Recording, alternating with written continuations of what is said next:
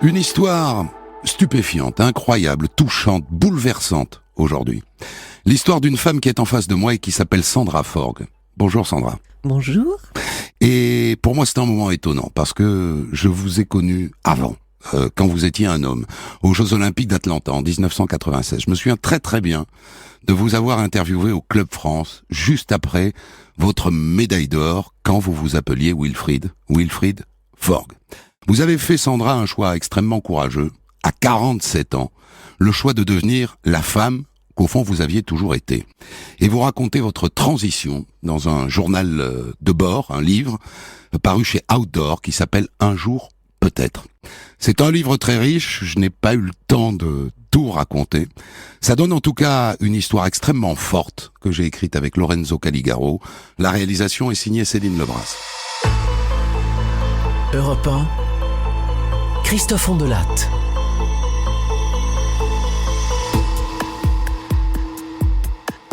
Le 28 juillet 1996, aux Jeux Olympiques d'Atlanta, deux Français s'apprêtent à entrer dans l'histoire.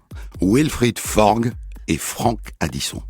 Ils sont bien partis pour décrocher la médaille d'or dans l'épreuve de canoë biplace. Il ne faut pas toucher les garçons, restez concentrés. Il faut aller chercher cette médaille d'or, vous la méritez largement. La porte 23, le rappel parfait, le stop a été impeccable. Et maintenant la reprise pour aller chercher la porte 24. Allez Franck, allez Wilfried Forgues derrière, Franck Addisson devant. Et ça y est, ils sont champions olympiques. C'est la consécration. Wilfried va se jeter dans les bras de sa femme. Ils sont champions.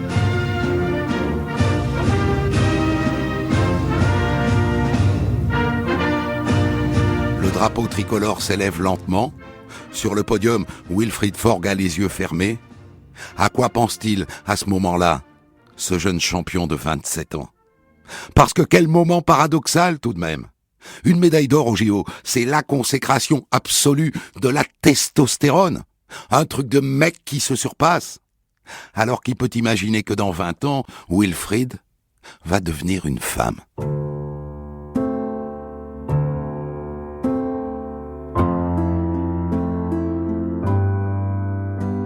Quand est-ce que ça commence à le travailler, Wilfried?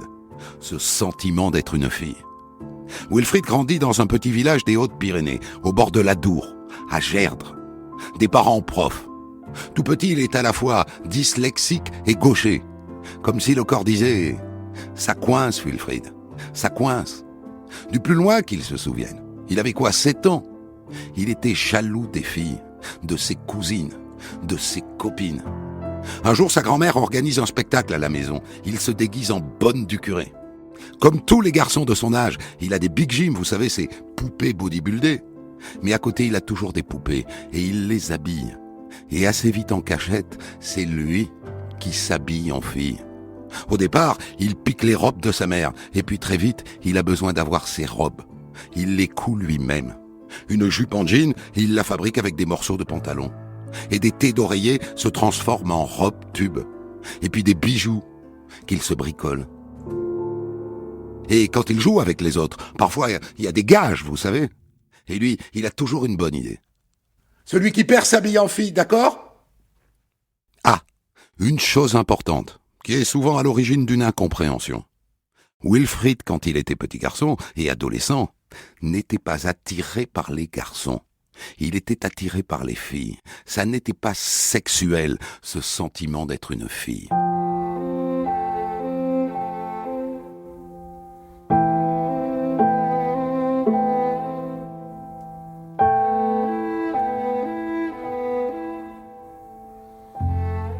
Alors comment en vient-il à enterrer la fille qui sommeille en lui jusqu'à devenir champion olympique? Deux choses à savoir.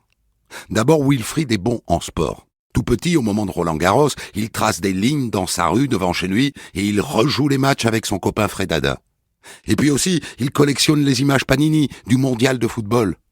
Et au début de son adolescence, il rencontre Franck Addisson et un entraîneur qui leur promet de les emmener au plus haut niveau dans le canoë. Et donc son talent rencontre une opportunité. Il la saisit. Deuxième chose, il a un grand frère, Frédéric, Vous savez, le genre de grand frère énervant qui réussit tout ce qu'il entreprend. Un peu étouffant, en vérité. Alors réussir dans le sport, c'est aussi se hisser à son niveau. Un jour, il est en terminale. Sa mère tombe sur des vêtements de fille dans son placard de canoë-kayak dans le garage. « Qu'est-ce que c'est ça, Wilfried ?»« C'est rien. C'est des affaires que j'ai mis pour le carnaval. » À partir de ce moment-là, il décide de tout jeter, de tout arrêter, de tout cacher, en se disant « plus tard, je ferai ça plus tard ».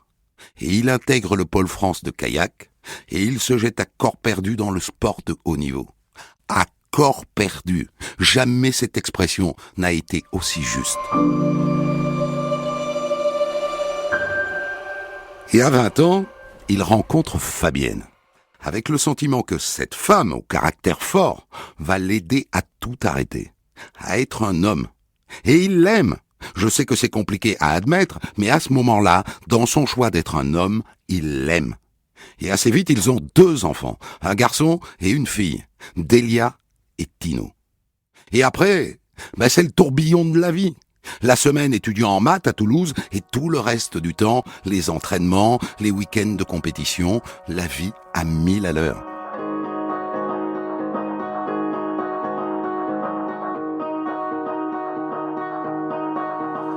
Mais avec de temps en temps, comme des éclairs électriques, comme un coup de couteau dans le ventre, sa féminité qui lui revient. Et il y succombe, Il s'achète des robes, il les met, et puis il les cache et il redevient homme. Et c'est reparti pour le grand tourbillon. Et hop, Wilfried fait un footing. Et hop, il passe la tondeuse. Et hop, il milite pour la création d'un bassin artificiel à Toulouse. Et hop, il fait de la musique. Et hop, il crée un groupe. Mais comment tu fais, Wilfried? Où tu trouves toute cette énergie? S'ils avaient su qu'il remplissait sa vie pour ne pas avoir à l'affronter de face. Et au bout de tout ça donc, la consécration, cette médaille d'or olympique aux Jeux d'Atlanta en 1996.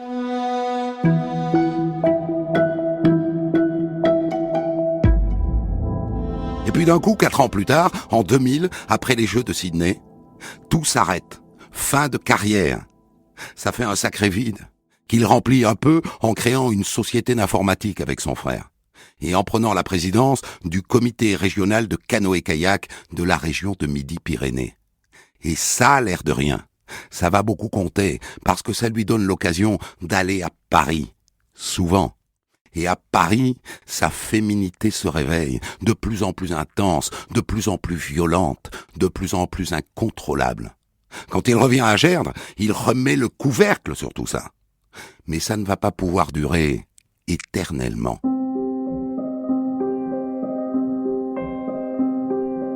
Mais ça tient encore pendant 15 ans. Et puis un jour, Fabienne, sa femme, tombe sur ses vêtements de femme. Pendant 1 semaine, elle ne dit rien. Et puis elle craque. Qu'est-ce que c'est que ça? Qu'est-ce que c'est? Et il lui dit tout. En vérité, elle s'en doutait. Et donc, ils se séparent. Et lui, il décide d'être heureuse s'il ne veut pas mourir. Ça ne date pas de Mathusalem, tout ce que je vous raconte là. C'était en 2016. À 47 ans, Sandra a décidé de commencer sa vie.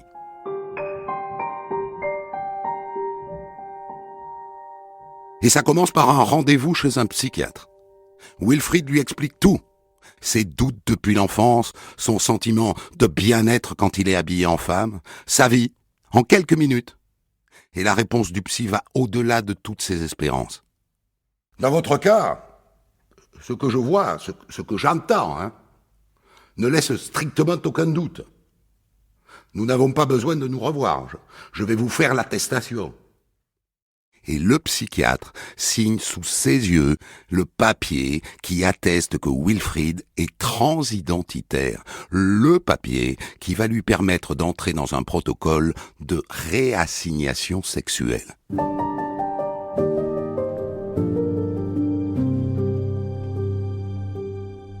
Et après commence un tour de piste, pour le dire aux gens. À Eric d'abord, ancien de l'équipe de France de canoë, 10 ans d'entraînement et de compétition ensemble, un ami très cher. Comment va-t-il le prendre? Il est un peu conservateur, Eric. Eh bien dis donc, ça me met une claque. Mais tu peux compter sur moi. Important ce soutien.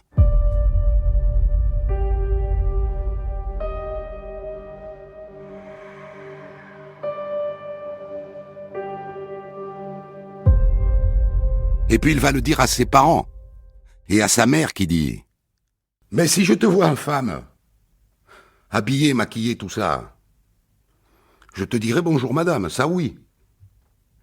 Mais de là à te considérer comme mon enfant... Et puis vient le moment où il faut le dire aux enfants, à Tino, à Delia. Ce soir-là, Fabienne est là. Wilfried allume un feu dans la cheminée. C'est pas facile. Il bafouille un peu. Et puis les mots lui viennent petit à petit. Je suis une femme. Au fond de moi, je suis une femme. Je peux rien contre ça. Je peux pas aller au bout de ce que je suis depuis tout petit. Ça me condamne au malheur. Vous comprenez? Au malheur. Je vais devenir fou si je vais pas au bout.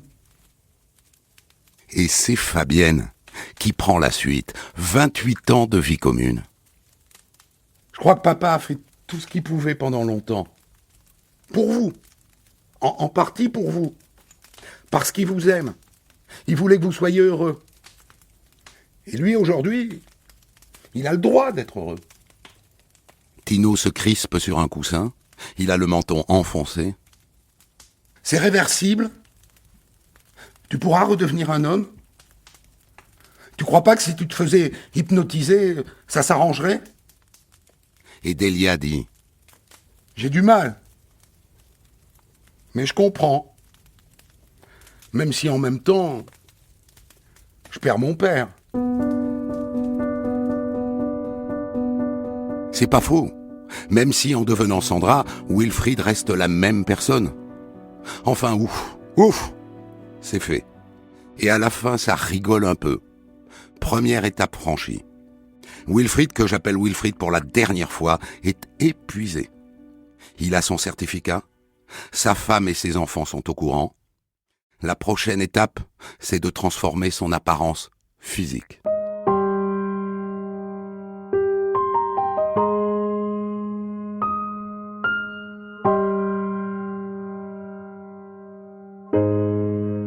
Et ça commence par le choix du prénom.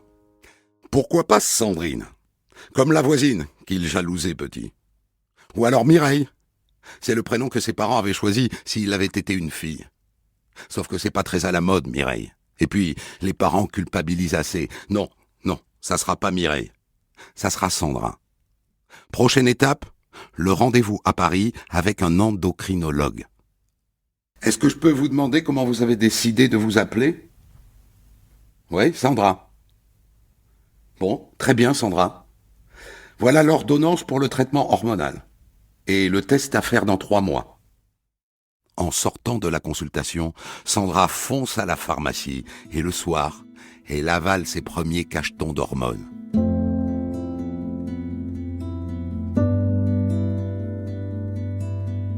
Le premier signe de changement apparaît 2 semaines plus tard. La disparition des érections matinales. Sandra ne bande plus au réveil. Mais à part ça, rien. Rendez-vous chez une orthophoniste pour apprendre à parler comme une femme. Et épilation laser, ça fait très mal, très mal. Et pour effacer la barbe notamment, il va falloir 10 séances. Et puis apparaissent les premiers signes de transformation. Les bouts des seins qui démangent. Et puis le visage, les traits deviennent un peu plus fins. Et puis la peau un peu plus douce.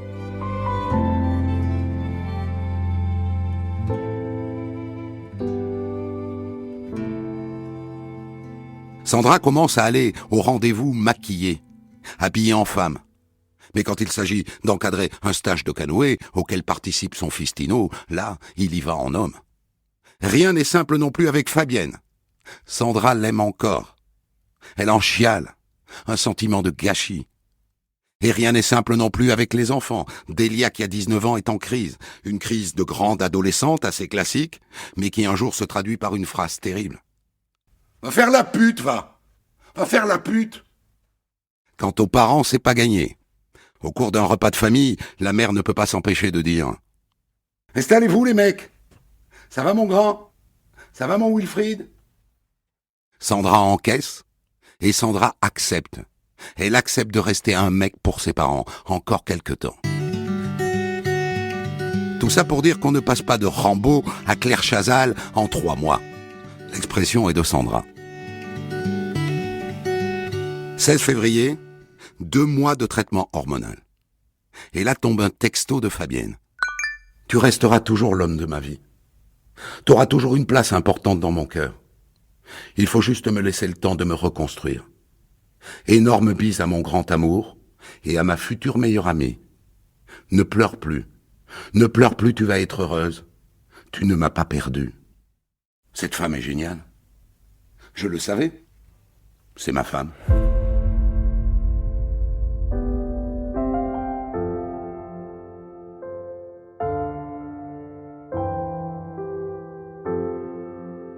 Lundi 6 mars, 2 mois et demi de traitement hormonal, 74,7 kg sur la balance. Putain, fais chier! Eh oui, avec l'estrogène, t'avales 500 grammes, tu grossis 1 kg. Alors fini les ripailles. Sandra doit t'apprendre à dire « Non merci, j'ai plus faim. »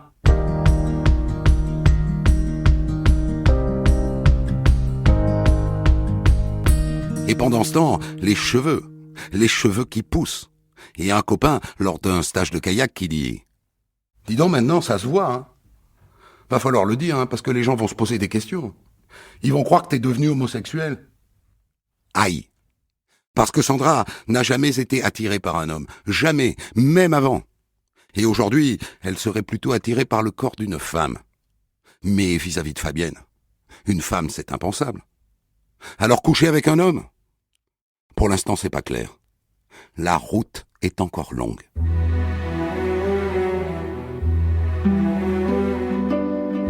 Et pendant tout le printemps 2017, Sandra va s'habiller un coup en homme, un coup en femme, selon les circonstances. En homme pour accompagner Tino au kayak et dans les repas de famille, et en femme à la maison et avec les amis qui acceptent. En juillet, Sandra fait un truc dont elle rêve depuis longtemps. Elle se fait percer les oreilles. Elle va dans une boutique spécialisée, elle s'assoit sur la chaise et... Aïe! Un problème, madame? Je vous ai fait mal? Oh non, pas du tout. Ça fait juste 40 ans que j'attends ce moment-là. Elle sort de la boutique enchantée. Il lui reste un milieu à convaincre. Son milieu. Le monde sportif, où Sandra est toujours Wilfried, un homme viril.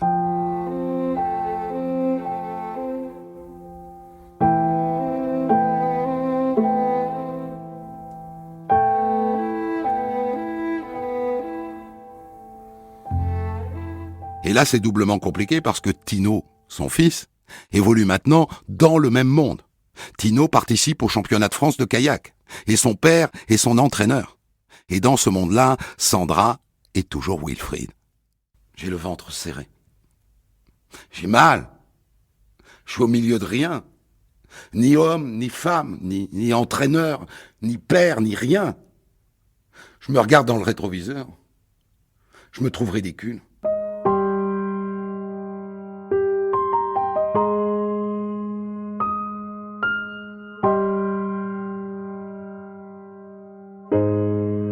En juillet 2017, Sandra accompagne son fils Tino à un stage de préparation au championnat de France.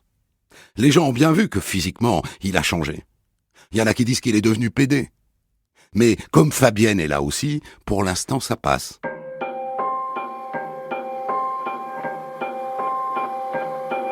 La révélation a lieu 1 mois plus tard.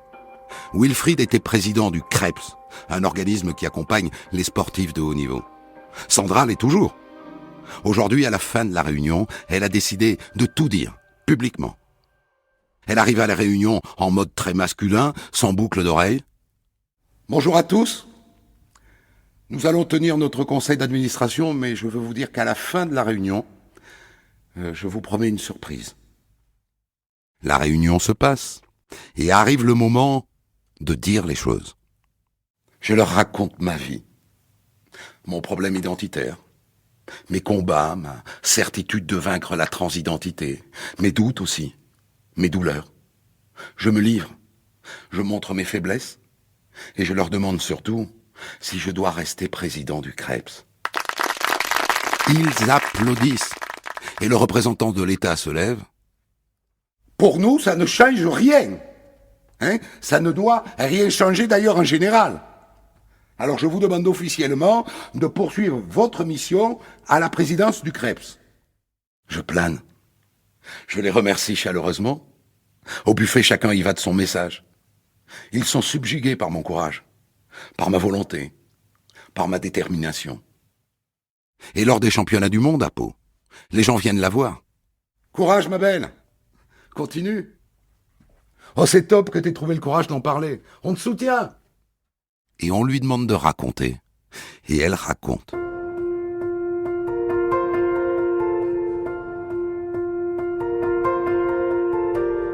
En février 2018, Sandra subit une opération de chirurgie esthétique.